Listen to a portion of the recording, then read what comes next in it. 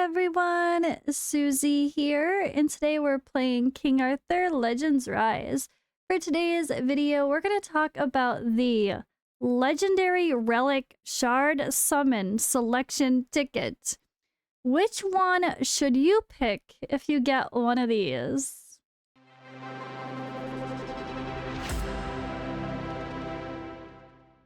Alright, so the most obvious one is part of the hard clear package. So once you clear all of hard difficulty, you don't have to 3-star it, just do it. You can purchase this really great value pack that includes a ton of rate-up tickets, diamonds, gold, stamina, and a Relic Selector, which select and summon a legendary hero's relic shard. Select and receive one item for every item used. So this is a selector. You get to choose which one. Now, I don't think it's every single relic in the game here, but it includes some very good ones.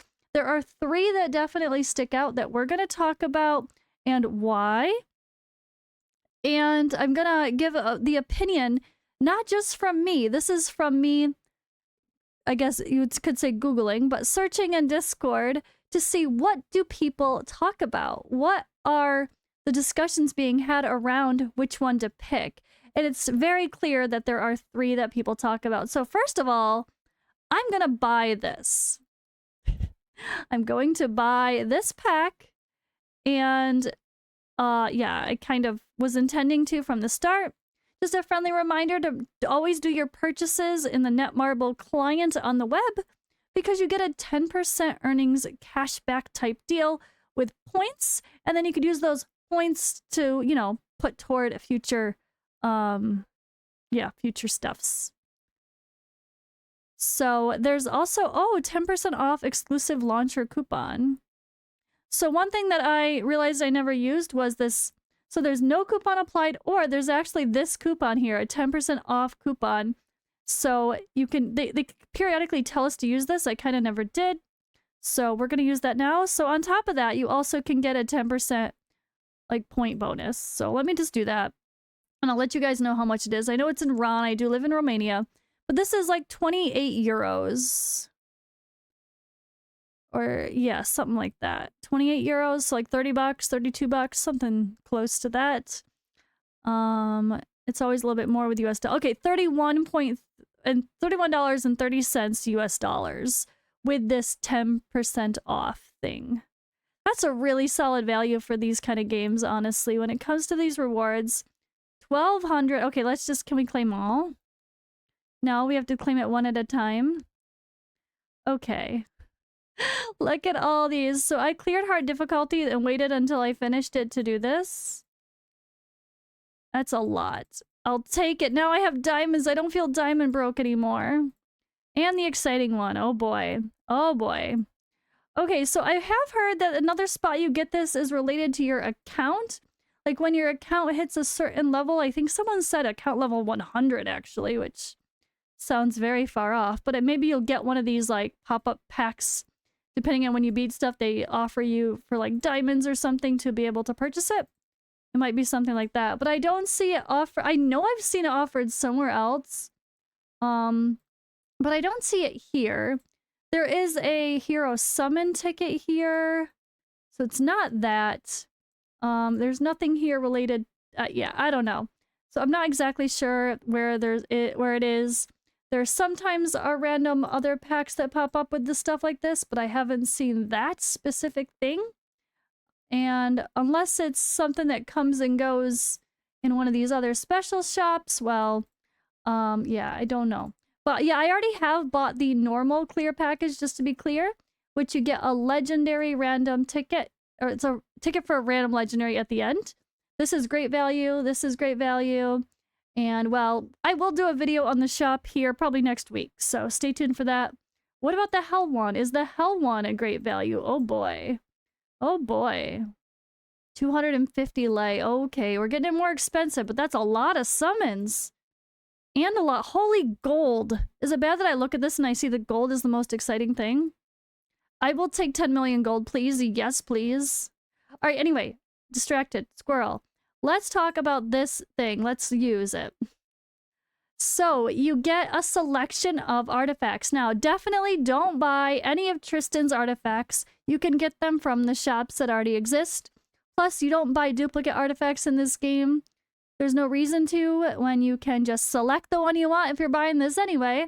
But you can use duplicates as you end up pulling them. You can crunch them for the shards and purchase things from our relic shop eventually. All right, Bedivere has some good ones, but again, don't ever purchase the ones that are coming with the characters. I don't even know why they're here. But okay, I'm not going to talk about every single one. We're just going to point out the ones that people talk about. So number one is going to be Gillian's Frost Relic. We're going to go look at them all and discuss after. And then we'll say why, so of course. And I'm going to make a decision myself. All right, Merlin Flame Relic. Now, this one is really interesting too. I think I'm leaning toward that or Morgan's Frost Relic. So these are the three: Merlin, Flame, Morgan Frost, or Gillian Frost. Now, what seems to be a general consensus is that, where did she go? Where did it go? Oh my god, this is really annoying. All right, so Gillian Frost is the best artifact overall to see a dramatic improvement with your characters or with, you know, your potential of like what's going to feel immediately impactful. That seems to be a common conversation point from many people. However, Gillian's Frost Relic Shard does show up in the relic shop. So if we go to the shard shop here, the Shard Exchange Relic Shop rate info, you can actually see. You could actually see which things show up. So, let's keep scrolling. So they're all called different things here. So unfortunately, it's not easy to, normal. Let's see, normal sale. Let's take a look at that here. Like right now I have Bedivere's, right? Let me go to the hero management though and find, oh, I don't have Gillian. Let's go here and take a look at her relics. So Agent of the Lake. If you search on that website, which is why I'm trying to show this, you're going to see it, right? So let's scroll. Where's the legendary? Oh, they were all at the top. Okay. Legendary. Agent of the Lake is here. It can show up in your shop, right? Okay. But let's take a look at some of the other ones, right? So who else are we talking about? Let's see, Morgan Frost. Okay. Northern Gargoyle, this one is called. So control find Northern Tempest. Northern Tempest, but not Northern Gargoyle. I'm assuming that's not the same thing. I hope there's not just a renaming. All right, or a typo. So there is an example. And then the other one being Merlin's Flame. Mirrodin's Plunder.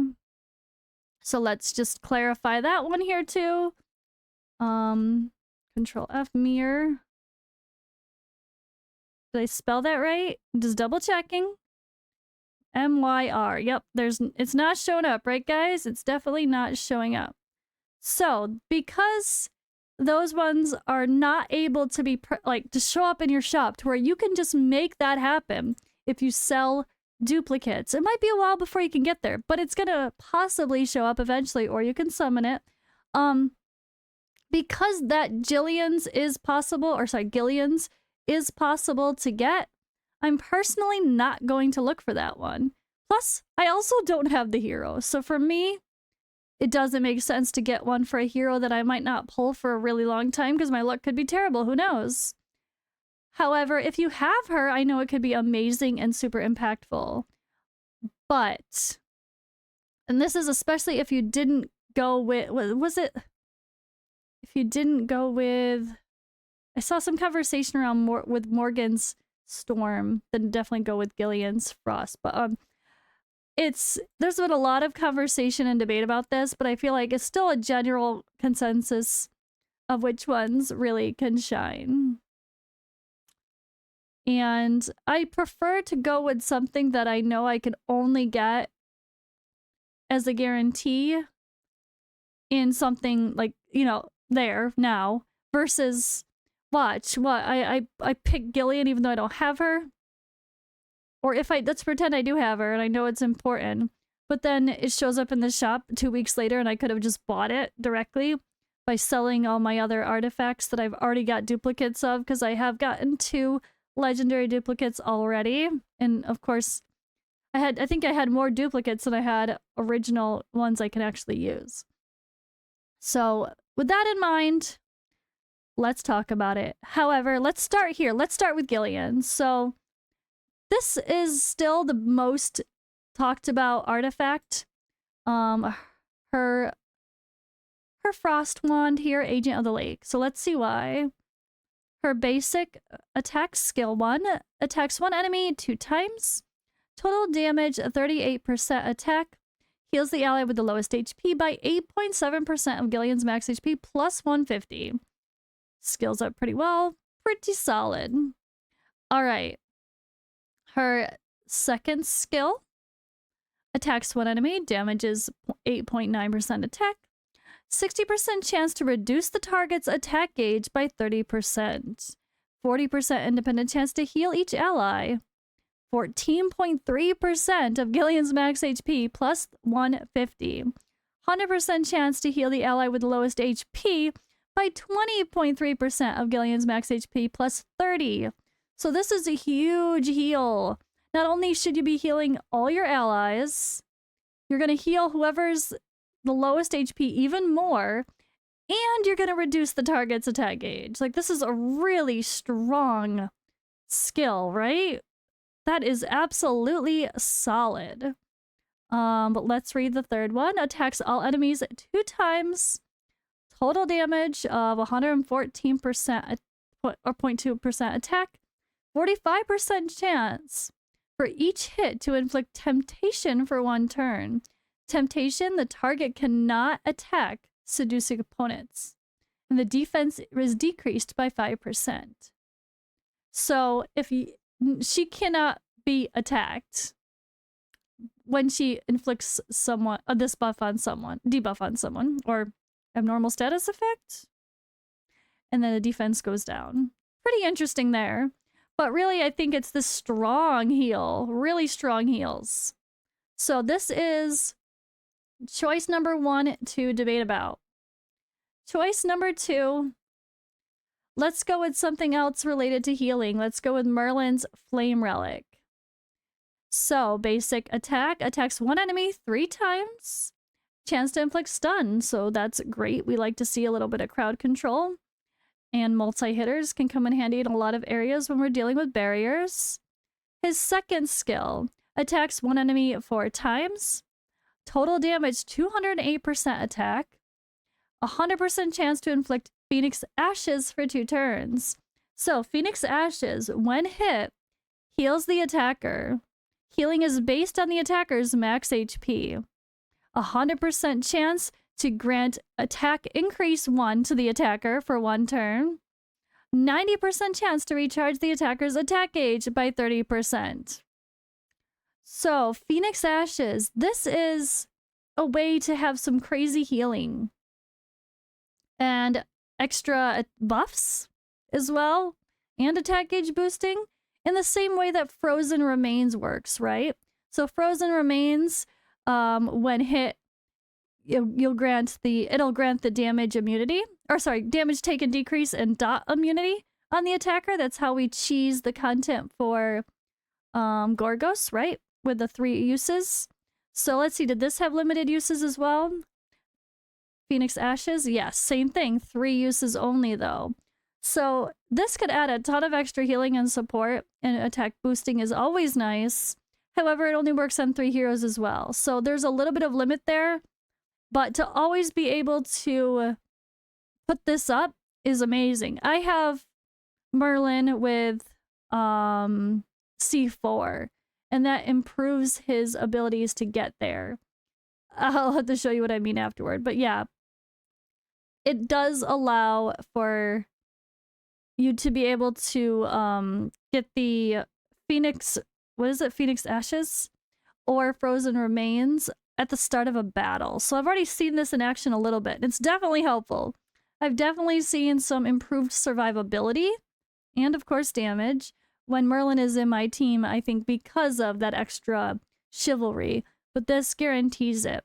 And his ultimate attack, so 100% chance to grant each ally crit damage increase 2 for all turns. And then 100% independence chance to grant each ally debuff immunity for 2 turns. 100% chance to charge vigor by 1. So when you use the skill 3 instead of 2, you don't have to feel guilty. It's like the same thing. That's so good. And then independent chance to cause attack gauge disruption on each enemy for 2 turns.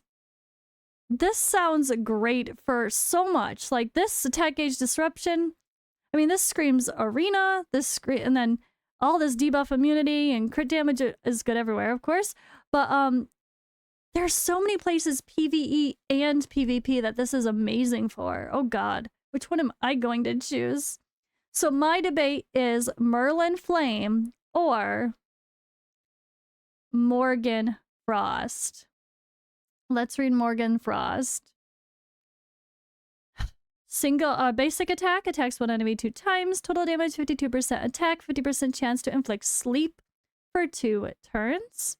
And during sleep, no action can be taken during the turn and increases damage taken, removed upon being hit. The damage taken increase is 20%. The second skill, attacks all enemies 3 times, 50% chance to remove 2 buffs from the target. Oh. Hello. 90% chance to inflict damage taken increase 2. Ooh, for 3 turns. So this is what? The Red Dragon? Yuskelheg? No wonder why. I think I'm gonna go with this one. I love Morgan and I use her in pretty much every team. But another frost weapon to upgrade. Why is everything I'm using frost or flame? It's fine. Okay, and then Tide of the North is her ultimate. Recharges a single ally's attack gauge by 70%. Grants all allies attack increase 2. And grants a shield based on 12% of max HP for 3 turns. Keeping in mind that shields receive additional damage, receive additional HP proportional to stats, and then shields decrease upon taking damage over time. They increase your defense by 2%. Between this and the flame one, they both sound so good. The only thing here is I'm like, oh, does this make Morgan a little bit less of a DPS? 96% attack, 52%. I guess not much difference, is it? 84%, 52%. No, okay, there's not much of a difference there. I just think the only difference is because of her ultimate with the frost one, granting a shield, 12% of max HP. It's her max HP, right? Not the enemies or not the allies. Shield amount can be increased with the books, of course, skill ups. Would this make us build her different, though? Instead, you built Morgan for pure support with accuracy, speed, and HP. Instead of where here, you'd build her for some, just probably damage, and which she does surprisingly well with, but you probably build her still mostly attack, maybe a low crit, with accuracy and speed. Oh my gosh, I have no idea which one I should do now. I might have to debate and sit on this one. But I wanted to have this discussion with you guys because this is really important to decide. And I feel like those are the 3 strong ones. So I can't see going wrong on any of them, except I believe because you can get Gillian's in the shop, not that it's going to show up at the right time for you, because that's possible, it is a lesser pick in my head. You know, something that's unique. You could only get it by getting lucky in a summon versus it showing up in the shop, which I have already seen it show up in the shop. I don't know. But I could just be biased because I also don't have a Gillian, but hopefully I'll pull her very soon now that I have all those summons. Okay, guys. I'm definitely still debating between Morgan, Frost, and Merlin Flame. I think I have to go Morgan Frost, though. I think I'm going to make the decision right now. I do have this already pretty impactful, but this third skill is so good. It's like debuff immunity as well. And the attack. Okay, I don't know. No, I can't make. I was gonna go Morgan Frost, but the more I look at Merlin's Flame, the more interesting this sounds. I might have to keep debating, guys. I'm not here to tell you 100% what to do.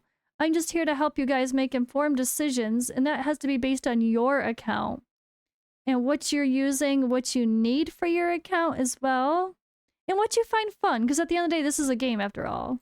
I feel like I love the idea of being able to use this big old skill here to boost everybody or provide a debuff immunity, but it only costs the same as a second skill. This is hard. I really can't decide. I feel like maybe because chance to remove buffs from the target. Oh, it just sounds so nice for... Right? Is it? It is, isn't it? It's correct. Yeah, it's Neska Vyaskleg. He gets so many buffs. There's a reason Morgan is listed as a Yaskaleg Slayer, and it's this artifact, not the main one. Buff removal and disruption. She removes buffs, and she makes them take more damage. That could make farming this dungeon so much easier. I think I'm gonna do that. I think I'm gonna go... Alright, I'm very torn between Merlin Flame and Morgan Frost, but I think I'm gonna go Morgan Frost. And you know what? Yes, let me make the decision with you guys while I'm recording, in other words, so I can't change my mind. Although you guys might convince me otherwise in the comments. However, again, feel free... I mean, I should have pulled up some of the examples, but I was reading in our Celestials Discord. I was reading in the official Discord international channel of people talking and trying to see what the general consensus is. And those are the 3 ones to talk about. And I'm going to do it. Morgan is amazing. Okay. I'm going to do it. I'm doing it. I'm doing it. For sure I'm a Morgan, right? Yes, Morgan Frost. Okay, I did it. Alright, this is my decision. Let me know yours in the comments below if you've purchased this one or if you plan to. And I guess I have a summoning video in the very near future. Thanks for watching, guys. I will see you in the next one.